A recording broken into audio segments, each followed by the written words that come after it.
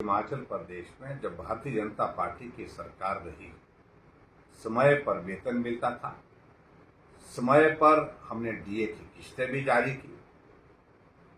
कर्मचारियों के जो रिम्बर्समेंट के लिए जो पैसा था, मेडिकल रिम्बर्समेंट का जो पेंडिंग था, कांग्रेस के ज़माने से उस पेमेंट को भी वो भी पैसा हमने जारी किया। और समय पर जैसे जैसे कर्मचारियों को जो जेन्युइन इश्यूज होते थे उनका समाधान भी किया, उनके ड्यूज भी जो है हमने अदा किए। लेकिन आज कर्मचारी हताश है, निराश है।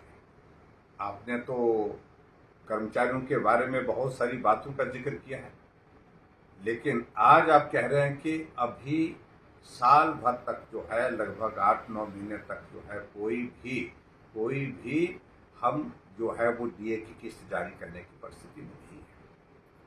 क्या आपको ये मालूम पहले नहीं था कि हिमाचल किस तरह के आर्थिक तंगी के दौर में से गुजर रहा है? अगर मालूम था तो महज चुनाव में कर्मचारी आपके साथ खड़े हों, आपको समर्थन करें, सरकार बनाने में मदद करें, इसके लिए उपयोग करने के लिए कर्मचारियों को मान के रखना मैं समझता हूँ बहुत दुर्भाग्य है।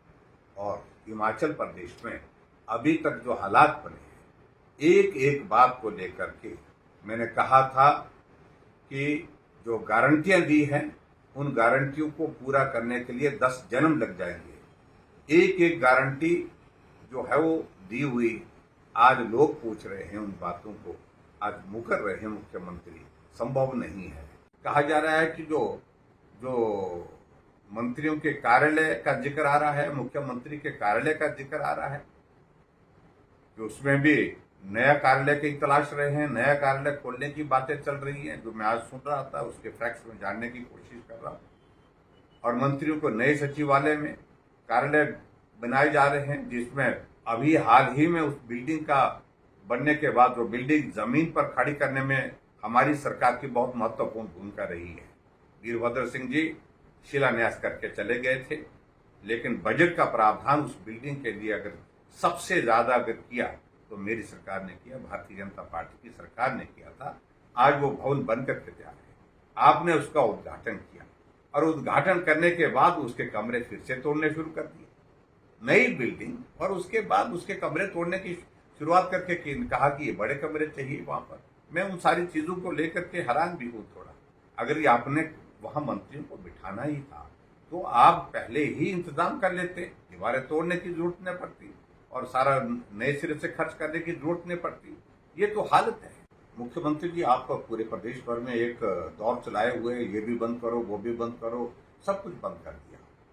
और बंद करते करते आखिरकार कर्मचारियों के जो इश्यूज थे, यानी कि उनके जो डीए की बात थी और सारे जो जितने भी जो पेमेंट्स, उनकी जो जेन्युइन पेमेंट्स थे वो भी आपने बंद कर दिए। क्या आप इसकी शुरुआत अपने कार्यालय से नहीं कर सकते हैं? आपने 7-6 सीपीएस निकाले, आगे उनकी पायलट चलती है, पीछे एस्कॉर्ट चलती है। कैबिनेट के दर्जे के बिना तो कोई आदमी ही नहीं है आपकी सरकार के वहां पर। चेयरमैन बनाए हैं कैबिनेट के दर्जे के साथ बनाए हैं, और सीपीएस को टैक्सी दे करके उनकी सिक्योरिटी का इंतजाम इतना कर दिया, इतना पुख्ता इंतजाम कर दिया, जेड प्लस सिक्योरिटी की व्यवस्था जिस प्रकार से होती है किसी एक व्यक्ति के लिए, उससे ज्यादा सिक्योरिटी आपने सीपीएस को दे रखी है, कुछ लोगों को, विधायकों को दे रखी है। क्या उस पर पैसा खर्च नहीं हो रहा है?